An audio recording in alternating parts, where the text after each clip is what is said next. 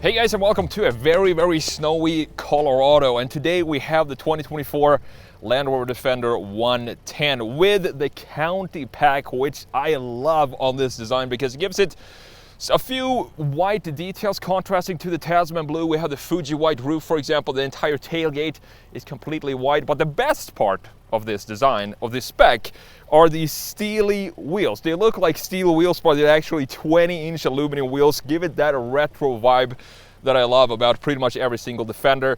This overall design though, it looks great, but I want to make a couple of redesigns to the front end. For example, have a look at this.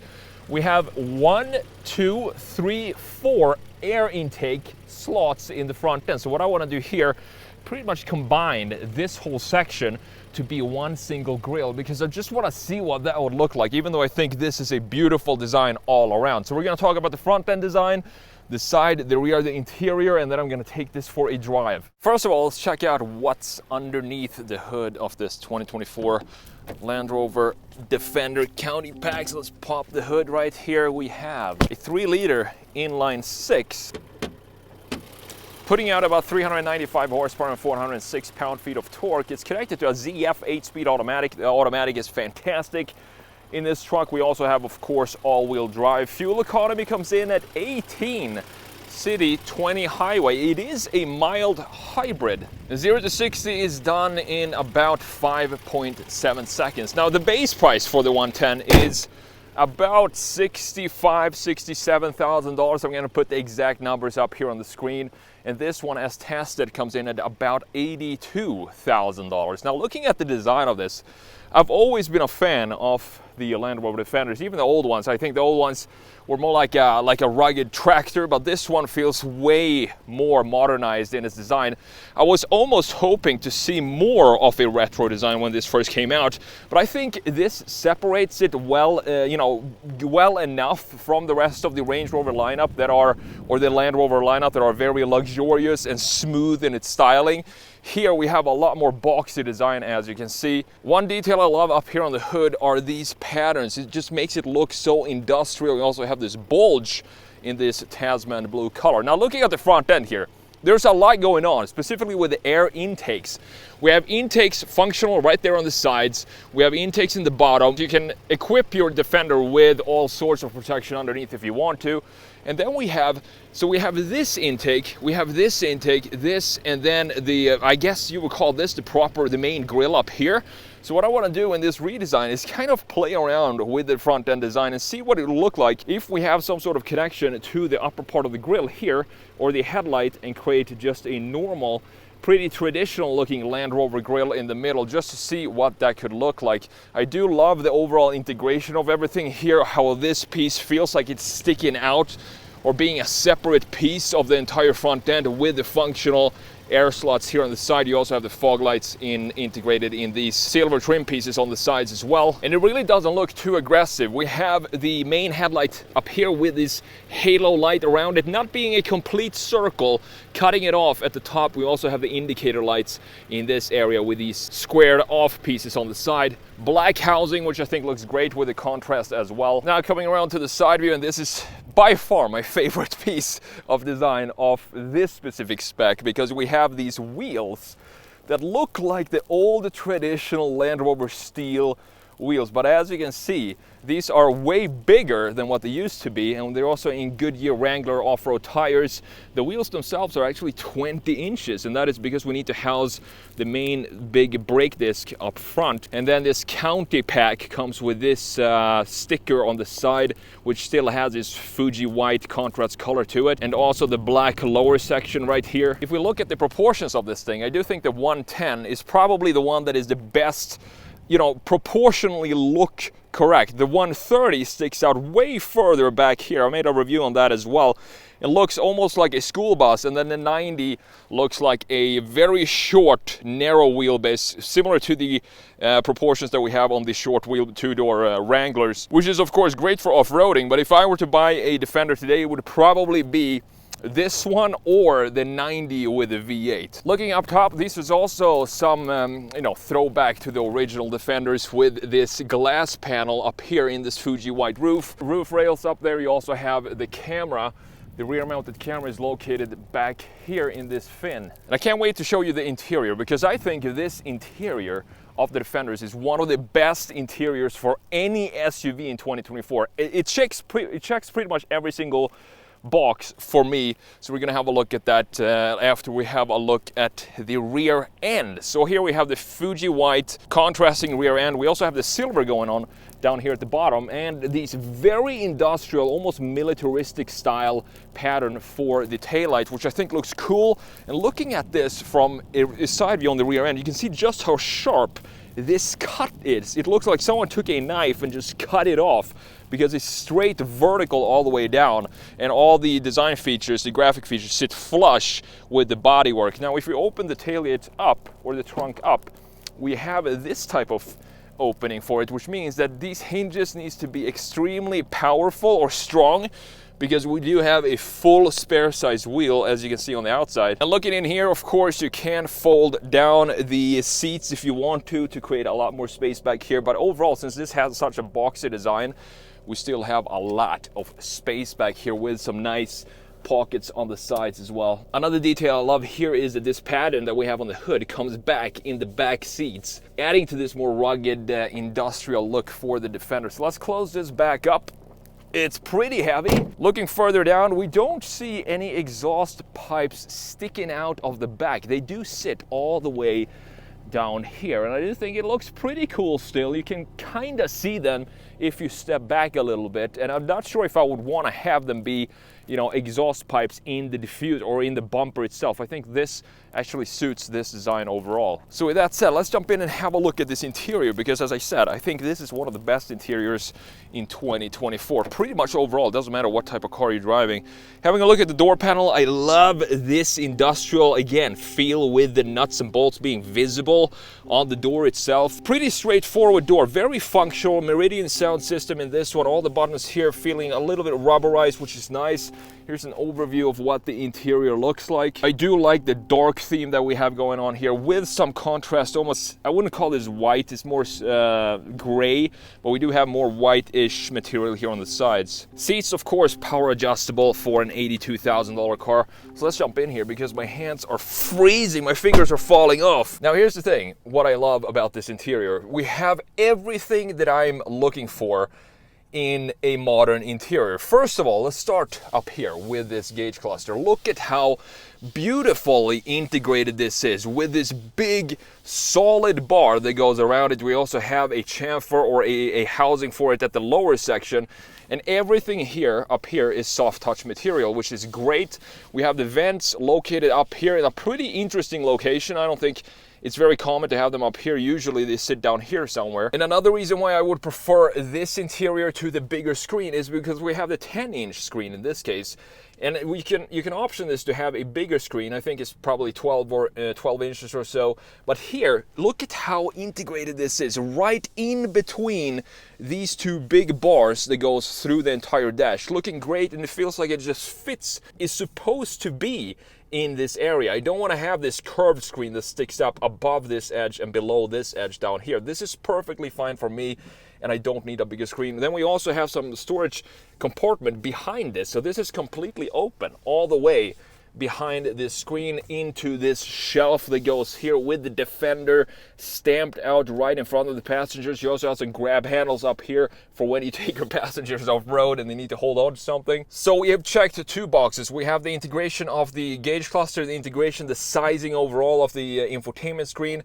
We also have a fully digital gauge cluster. As you can see, you can customize this to do whatever you want to. You can customize the left panel, the right panel, the display layout in general. If you want to have one dial, if you want to have two dials, if you want to have the entire map, you can have that as well. So this is exactly what I want to see when we have a fully digital gauge cluster, because otherwise what's the point of having everything with pixels if you can't adjust and customize it exactly like you want? Now the third reason why I love this interior is look at this beautiful control center or control panel that we have here. The gear selector here, put it into reverse, it's going to pop up the backup camera. We also have a bunch of different cameras you can show here, looking super cool. Just have a look at these 3D animations that we have going on for the Defender, and the resolution of everything. You see all my footprints all around this car, but it is not the same color or the same spec as this particular Defender 110, but that is totally fine. You can have some fun with the cameras and check out the details in the rear and also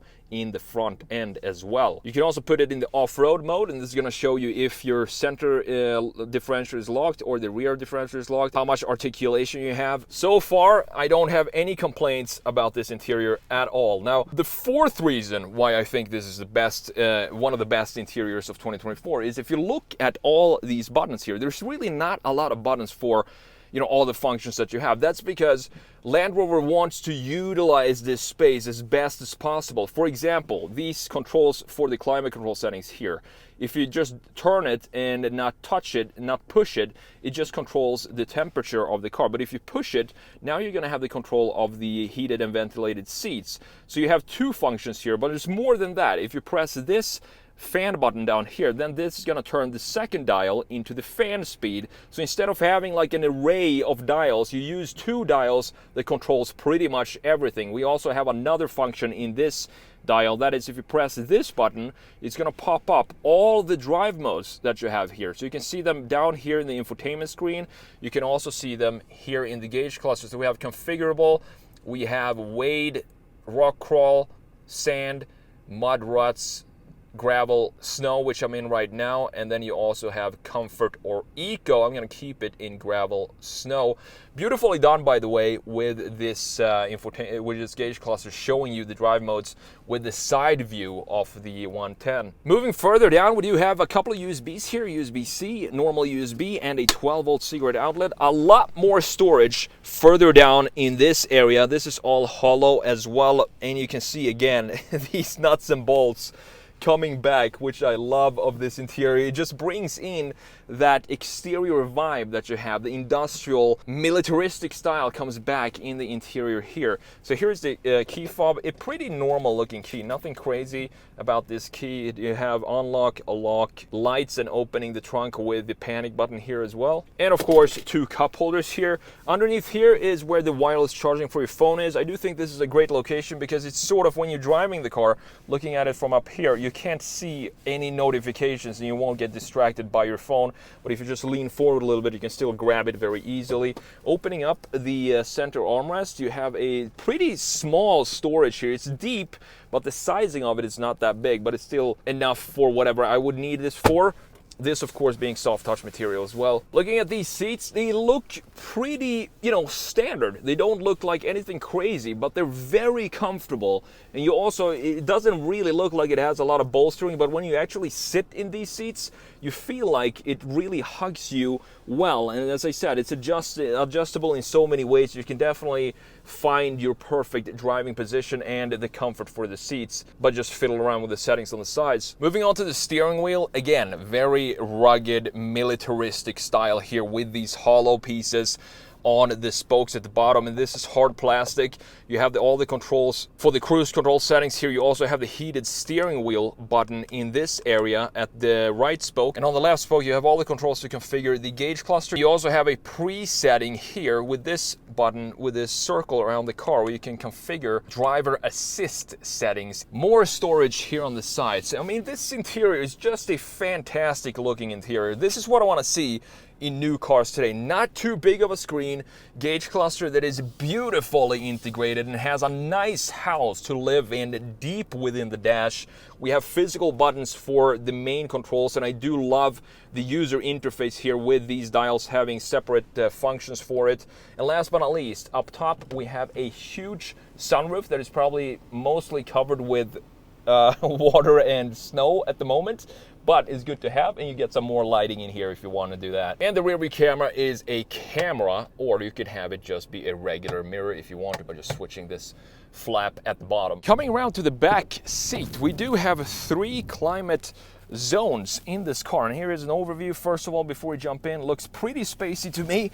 This is my driving position, and thankfully this having this boxy design, you can see just how much head space I have here. I have plenty of leg space with this pocket down here as well. And look at this beautiful setting that we have here. It looks very high end to have these type of settings in the back seat. I don't know about you, but I think it looks very, very cool. You have USBs down here as well too. regular USBs and no USB-C. In this case, if we fold down the center armrest, we are going to find ourselves 2 cup holders back here. Looking up top, I love these old school windows that we have up on the sides. It just adds to a more cozy feeling in here. And if it's rainy outside, you can see the raindrops here. It just looks very nice and brings back some retro vibes, even to the back seat of the Land Rover Defender.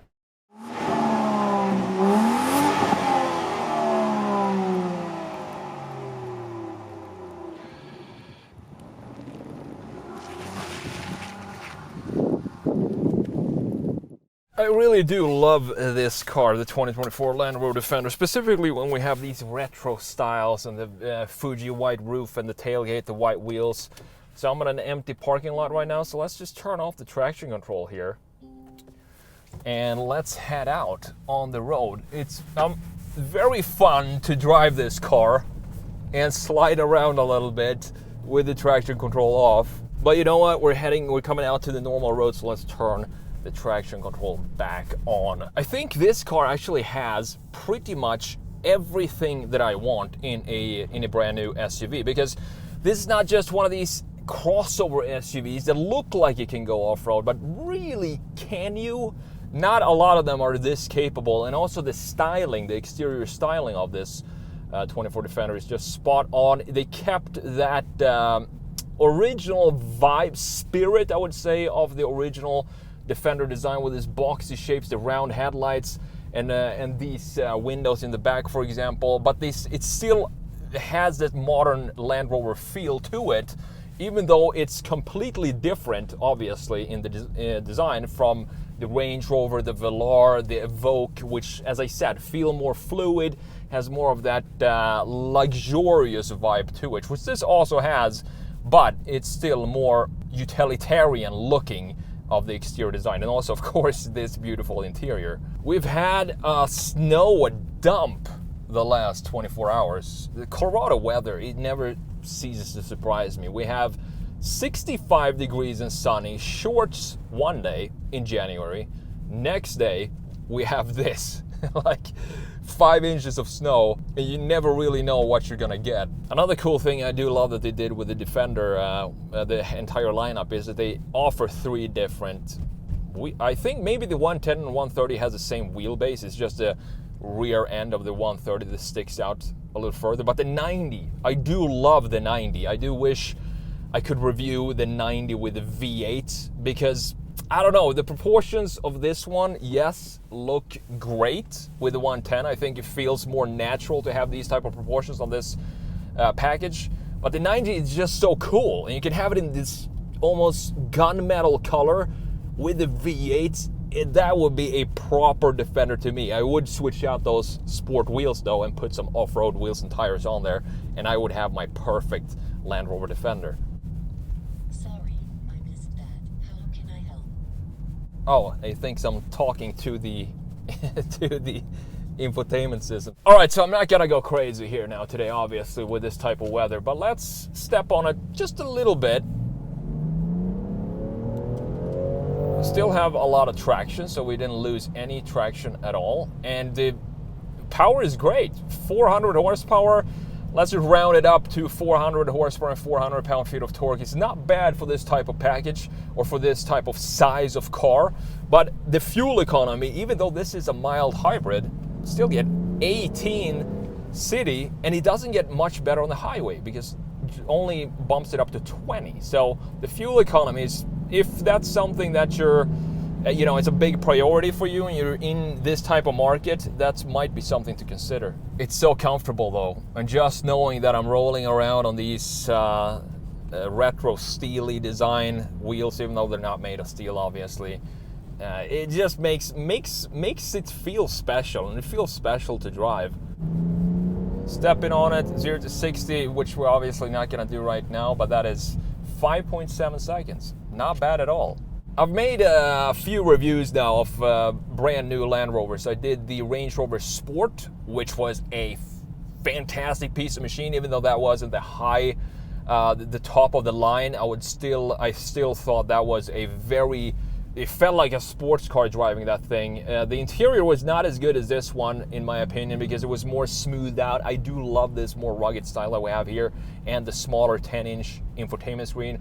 I would pay extra to have the smaller screen.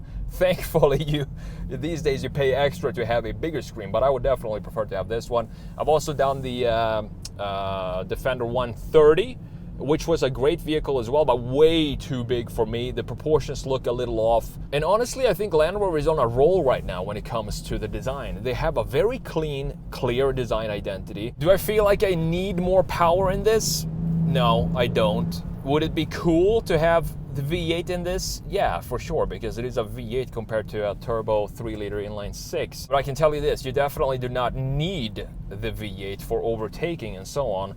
And on top of that, I'm sure the V8 isn't exactly going to improve the fuel economy numbers that we have in the inline 6. Overall, this is a fantastic machine. If you get this in a base configuration, I still think it's a proper, good off-road capable SUV.